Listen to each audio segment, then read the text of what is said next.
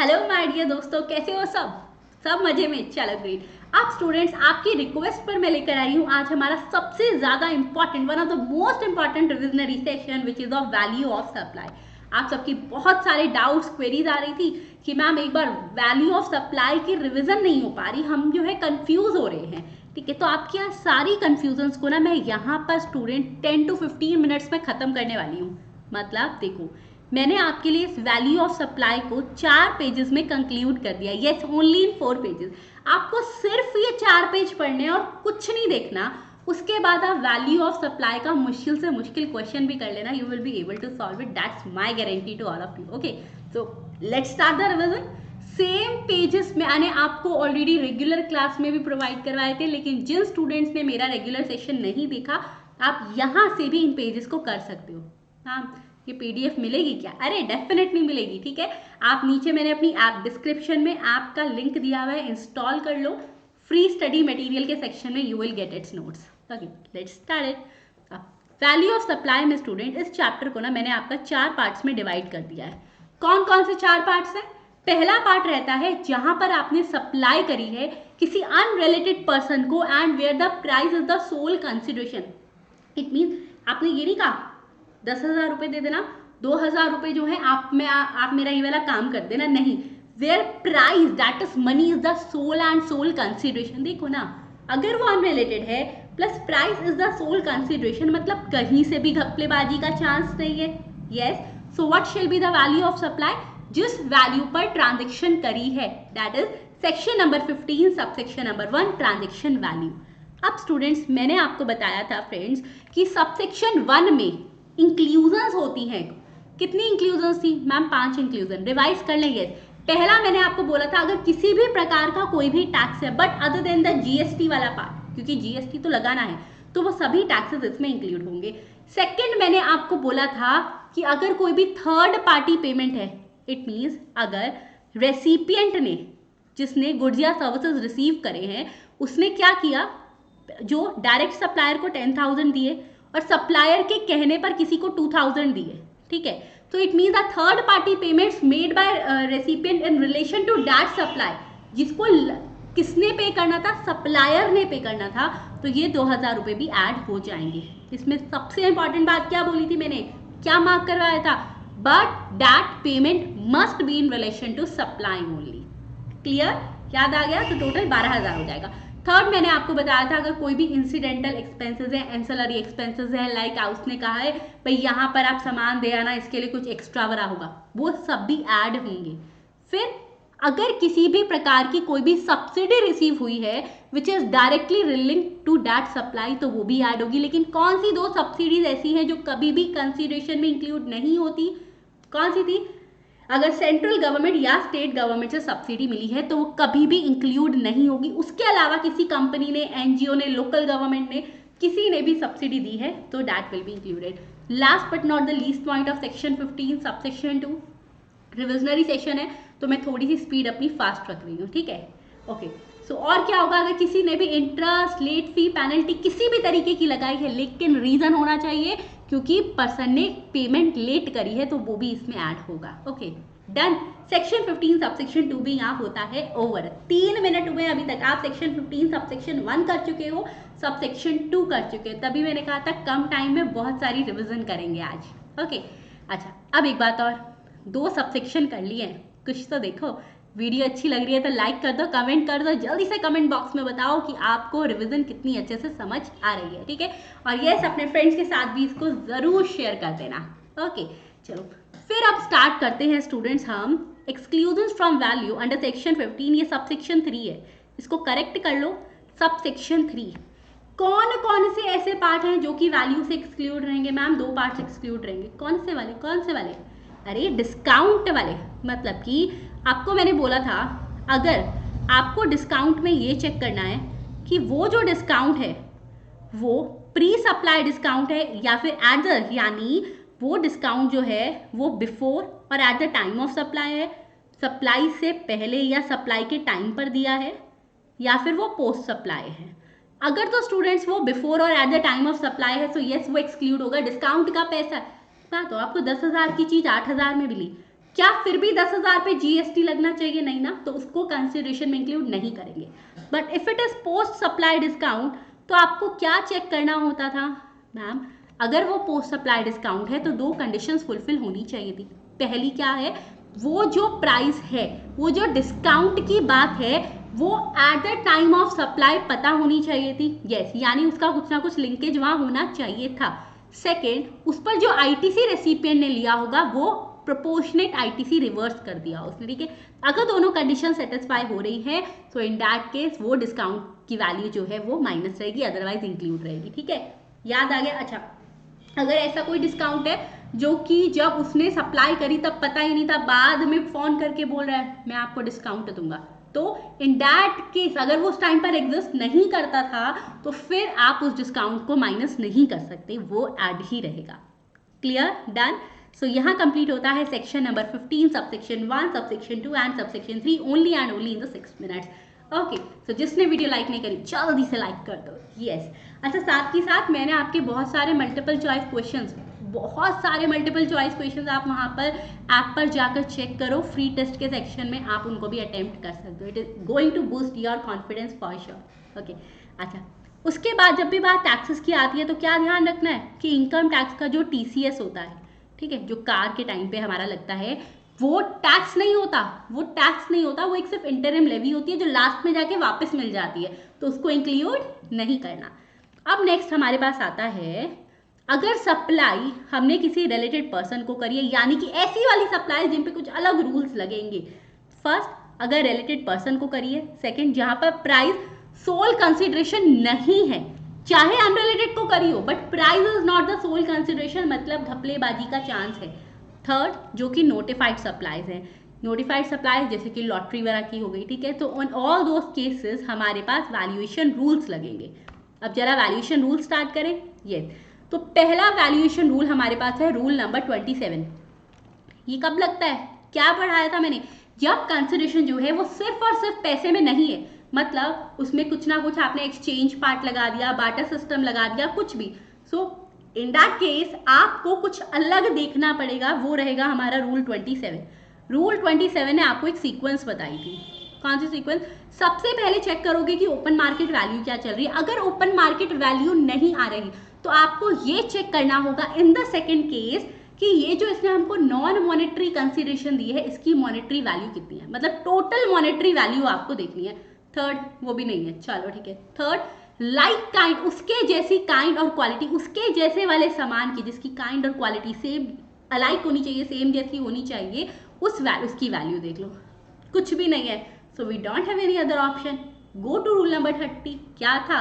Cost plus 10%, cost based. 31 residual method, that is the best judgement method. Okay, I hope सबको अच्छे से याद है ये। देन मैम, अगर जो सप्लाई है वो बिटवीन द डिस्टिंक्ट और रिलेटेड पर्सन हुई है, ठीक है, एजेंट नहीं, एजेंट के लिए याद करो, मैंने रूल आपको पढ़ाया था अच्छे से, आपको मैंने पूछा भी था, समझ आया ना? क्या था? Rule number 29। सब कुछ हमने क्लास में कर रखा है। क्या था? If supply between the distinct और रिलेटेड पर्सन, देखो अगर सप्लाई डिस्टिंक्ट या रिलेटेड पर्सन के बीच में है तो रूल 28 लगेगा। यस, पहला ओपन मार्केट वैल्यू। सेकेंड, अगर वो बिटवीन रिलेटेड और डिस्टिंक्ट पर्सन है ना तो आप उस बात पे तो जाओगे ही नहीं कि भाई नॉन मॉनेटरी कंसिडरेशन की मॉनेटरी वैल्यू, अरे नहीं, वो तो पॉइंट नहीं है ना। In that case you have to check कि लाइक काइंड एंड क्वालिटी की कितनी वैल्यू है, क्योंकि वो आपको ये नहीं कह रहा कि कंसिडरेशन पैसे में नहीं है, consideration is in money, but the cases supply distinct और रिलेटेड पर्सन के बीच में तो हमको डाउट है, ठीक है। पहला ओपन मार्केट वैल्यू, फिर वो तो खत्म हुई, नॉन मॉनेटरी की मॉनेटरी वो तो केस ही नहीं है। सेकंड क्या बनेगा? उसके जैसी लाइक काइंड एंड क्वालिटी की वैल्यू। थर्ड, मैम कुछ भी नहीं आ रहा तो क्या करें? रूल 30 के पास जाओ ना, कॉस्ट प्लस 10%, वरना रूल 31 के पास जाओ, best judgement method residual. Yes, इसमें एक बात ध्यान रखना, याद करो मैंने आपको हाईलाइट करके लिखाया था, इसमें ऑप्शन दे रहा है सप्लायर को, मैंडेटरी नहीं है। सप्लायर को ऑप्शन दिया गया है, मैंडेटरी नहीं है, ऑप्शन दिया गया है। मान लो सप्लायर ने जिस रेसिपिएंट को सामान बेचा है, सप्लाई करा है, वो सप्लायर आगे किसी को ऐसा का ऐसा ऐसा का ऐसा सप्लाई करता है, तो इन दैट केस स्टूडेंट उसने जितने पर सप्लाई किया, मान लो 1000 रुपये पर, ठीक है, अब या फिर उसके जैसा सामान किसी और को सप्लाई कर रहा है, तो जितने में उसने सप्लाई किया उसका 90% जो है वो आप इसकी वैल्यू ले लोगे। मैम वैसे ये 90% का रूल क्यों था? मैंने बोला ना 10% का मार्कअप रखता है, ठीक है, समझ आ गया? यस। अच्छा, फिर हमने बोला था कि रेसिपिएंट है उसको आईटीसी कितना मिलेगा, तो स्टूडेंट इनवॉइस वैल्यू अगर उसने ली है, so invoice value shall be the open market value है। ओके, इनवॉइस वैल्यू कितनी लेगा वो आईटीसी के केस में? याद करो एग्जाम्पल्स के साथ किया हुआ है। मैम ओपन मार्केट वैल्यू ले लेगा। Okay great. चलो फिर हमारे पास आता है रूल नंबर 29। क्या आपको पता है रूल 28 जब आया ना, एजेंट गुस्सा हो गया कि तुमने ऐसा क्यों बोला, अदर देन एजेंट, मेरी बात नहीं करोगे? अरे करेंगे देखो। अब एजेंट के केस में स्टूडेंट्स, सप्लाई मेड और receive through an agent, that is rule number 29। पहला आएगा ओपन मार्केट वैल्यू। फिर क्या पढ़ाया था मैंने, अगर ओपन मार्केट वैल्यू नहीं है उसके पास, या तो ओपन मार्केट वैल्यू या फिर सेम जितने का उसने रेसिपिएंट ने अपने अनरिलेटेड कस्टमर को सप्लाई करा उसका 90%। Okay yes. फिर अगर ये भी नहीं हो पा रहा, सो कॉस्ट प्लस 10% और rule 31, that is the best judgement method. अब रूल 30 और 31 तो मैंने बहुत बार रिपीट कर दिया, कॉस्ट प्लस एंड रेजिडुअल, ये हमें आता है। फिर बात आती है मैम अगर रूल जो है वो लॉटरी, बेटिंग, गैम्बलिंग, हॉर्सिंग रेस का था, तो आपने क्या बोला था, याद करो 31 का आया रूल, 31 का आया रूल क्या था, 31A। किस लिए कहा था इसने? पहला केस बताती हूँ लॉटरी का। अब मुझे आज ही के दिन में ना अप्रॉक्सीमेटली 6 to 7 क्वेरीज एक ही पॉइंट पे जो है मेरे को रिसीव हुई। क्या था मैम, बुक में देखना स्टडी मटेरियल में लिखा हुआ है lottery organise by state government का अलग रूल है, लॉटरी रन बाय का अलग है, बट क्वेश्चन में एक ले रहे हैं। स्टूडेंट चेक करिए, नीचे अमेंडमेंट भी है, हो सकता है आपकी बुक में अमेंडमेंट ना हो, अमेंड हो चुका है ये point. And the amended point is, अगर लॉटरी जो है चाहे ऑर्गेनाइज करी हो चाहे रन हो by the state government, so rule is only one now. What is the rule? आपको वहां पर देखना होगा फेस वैल्यू का, ध्यान से देख लो स्टूडेंट्स, उसमें ध्यान से देखो, मैंने नोट्स में भी मेंशन किया है, 100 by 128 multiply by face value of lottery और 100 by 128 multiply by price of that lottery, whichever is higher, जो भी ज्यादा होगा आपको वही इसमें वैल्यू ऑफ सप्लाई लेनी है। ठीक है, हो गया, डन, लॉटरी डन। ओके, फिर हम बात करेंगे स्टूडेंट्स बेटिंग की, गैम्बलिंग की और हॉर्स रेस की। अब इस केस में उन्होंने कहा है स्टूडेंट, अगर तो केस आपके पास आ रहा है बेटिंग का, ठीक है, तो जितने भी अमाउंट की, जितनी भी बेट की फेस वैल्यू है उसका 100%। ठीक है, अगर मैम ये रेस हॉर्स रेसिंग वाला है, क्या बोला था, जितना भी अमाउंट आपने टोटलाइजेटर में, यानी वो की जो मशीन थी जिसपे सारा कुछ नोट आ रहा था, उसमें पे किया है वो अमाउंट। ठीक है, डन। चलो, सो ये आपका पॉइंट हो गया। उसके बाद बात आती है value in respect of certain specific supplies. वो कौन से वाली थी हमारे पास? रूल नंबर 32 क्या बता रहा था? पहला था परचेज और सेल ऑफ फॉरेन करेंसी। अगर आपने फॉरेन करेंसी को परचेज या सेल किया है, आपको उसमें कुछ कंडीशंस चेक करनी होती है। पहली कंडीशन आप चेक करोगे कि फर्स्ट मेथड, क्या आपके पास आरबीआई का रेफरेंस रेट है? अगर आरबीआई का रेफरेंस रेट है, so the first method here is, जितने में भी आपने खरीदा या बेचा है उसमें से आरबीआई का रेफरेंस रेट माइनस करने के बाद जो बचता है into total units of currency. For example, selling rate is 200, RBI reference rate is 180, कितने आपने डॉलर्स को मान लो कन्वर्जन करवाइए 20, 20 multiply by 20। Okay done, okay great. फिर बात आती है मैम अगर आरबीआई का रेफरेंस रेट नहीं दिया, तो स्टूडेंट जितना भी आपने आईएनआर यानी इंडियन रुपी रिसीव किया है या दिया है, रिसीव या दिया है, मतलब that is based on your conversion, उसका 1%। ओके, बट मैम अगर मान लो आरबीआई का रेफरेंस रेट नहीं था, ठीक है, आईएनआर भी नहीं था, मतलब मैम जो भी उसने चेंज करवाया उसने एक डॉलर को एक यूरो को करवाया, आईएनआर था ही नहीं, फिर क्या करें? तो अगर उसने ऐसा किया है तो उसके केस में स्टूडेंट्स आप ये मान लोगे कि डॉलर को अगर रुपी में कन्वर्ट करते तो कितना आता, यूरो को रुपी में कन्वर्ट करते तो कितना आता, और उसके बाद इन दोनों में से जो भी कम अमाउंट होगा, that shall be the value of supply, that is lesser of the two amount that would have been received by converting any of currencies into INR. कौन से वाले रेट पर? आरबीआई के रेफरेंस रेट पर। ठीक है, फिर सेकंड मेथड क्या था? सेकंड मेथड में हमारे पास थी स्लैब रेट्स, यानी कि अप टू 1 लाख रुपीज 1% और 250 rupees whichever is higher. फिर 1 लाख 1 से 10 लाख तक क्या था? 1000 रुपये। याद करिए, याद क्यों करना है? 1 लाख तक हो गया ना, तो 1 लाख का 1% वैसे भी 1000 रुपये होता है। ठीक है, सो वो 1000 रुपीज आ गया प्लस 0.5%, दिस इज 0.5%, याद है ना? हाँ, अच्छा मैम 10 लाख एक से ऊपर, अब स्टूडेंट यहाँ तक उसका 5500 बन गया है, चेक कर लो, ठीक है। उसके बाद 5500 बनने के बाद ये जो अमाउंट है उसने कहा इसमें आप 0.1% और ऐड कर लो कि जितना भी अमाउंट है, लेकिन मैक्स टू मैक्स रहेगा 60,000 रुपये, उससे ऊपर नहीं जाएगा। Okay, that is the first और सेकेंड मेथड। यस, बस दो ही मेथड है इसमें, और कोई मेथड नहीं, कंफ्यूज मत हुआ करो। अच्छा मैम, अगर जो है एयर टिकट्स बुक करवाई है किससे? एयर ट्रेवल एजेंट से। दो बातें, या तो आपने क्या करा है, डोमेस्टिक बुकिंग करवाई है या इंटरनेशनल। अगर डोमेस्टिक करवाई है तो बेसिक फेयर का 5%, अगर इंटरनेशनल बुकिंग करवाई है तो बेसिक फेयर का 10%। ओके, यस, डन, ये भी डन। फिर आता है लाइफ इंश्योरेंस प्रीमियम। अब स्टूडेंट, लाइफ इंश्योरेंस प्रीमियम में जो मेन बात आपको देखनी है वो ये, क्या ये इन्वेस्टमेंट के लिए है या नहीं है। अगर इन्वेस्टमेंट के लिए है तो मैंने क्या बोला था, सबसे पहले चेक करो उसने जो अमाउंट दिया क्या वो स्पेसिफिकली एलोकेटेड था इन्वेस्टमेंट के लिए। अगर ऐसा था तो वैल्यू मानी जाएगी ग्रॉस प्रीमियम माइनस जितना भी इन्वेस्टमेंट के लिए था वो निकाल देना। मैम अगर that is single premium annuity policy जहां पर उसने इन्वेस्टमेंट का बताया ही नहीं, ओके, तो सिंगल प्रीमियम का 10%। लेकिन मान लो अगर वो हर साल प्रीमियम दे रहा है लेकिन इन्वेस्टमेंट का अमाउंट एलोकेट नहीं कर रहा, तो पहले साल का 25% का प्रीमियम और बाकी सबका 12.5% का। ओके, अगर पॉलिसी सिर्फ रिस्क वैल्यू है बस ठीक है ना, फिर तो एंटायर प्रीमियम, क्योंकि इन्वेस्टमेंट का कुछ अमाउंट निकालना ही नहीं। ओके, फिर स्टूडेंट्स उसके बाद बात आती है buying and selling of second hand goods. अगर आप सेकेंड हैंड गुड्स को बाय या सेल कर रहे हो, उसके केस में जितना भी सेलिंग प्राइस होगा उसमें से बाइंग प्राइस माइनस कर देना। लेकिन मान लो अगर बाइंग प्राइस ज़्यादा हुआ सेलिंग कम, तो negative shall be ignored. Okay, फिर मैंने आपको बोला था ना, अगर उसने अनरजिस्टर्ड बोरोवर से गुड्स को प्रोसेस किया, क्या था, परचेज प्राइस में से 5% पर क्वार्टर के हिसाब से minus. Yes, now the next case, अगर ये कूपन या वाउचर का केस है, अरे बस जितने की भी वैल्यू रिडीम करी है वही वाला। Okay, done.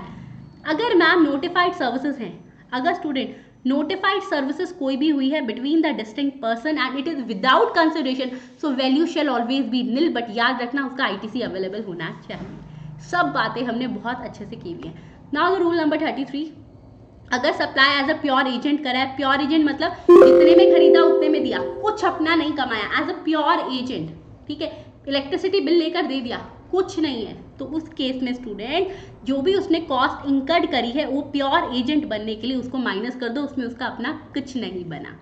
रूल 34, अगर रेट ऑफ एक्सचेंज है फॉर डिटर्मिनेशन ऑफ वैल्यू, कौन सा देखना है, गुड्स के केस में सीबीआईसी का रेट और सर्विसेज के केस में गैप का रेट। अब अगर वैल्यू कभी भी इंक्लूसिव ऑफ टैक्सेस होगी तो उसको एक्सक्लूसिव करेंगे। क्यों करेंगे, क्योंकि हमने टैक्स ही तो लगाना है, तो इसको पहले माइनस करके देखो। Okay, so that is all your value of supply. I hope सबको बहुत अच्छे से समझ आ गया होगा। इन केस कोई भी डाउट है तो ज़रा प्लीज़ कमेंट सेक्शन में आप इसको लिख दो और देख लो। इन द 18 मिनट्स कंप्लीट आपने ये चैप्टर, आपने वैल्यू ऑफ सप्लाई का पूरा टॉपिक कंप्लीट कर लिया। Thank you, have a nice day.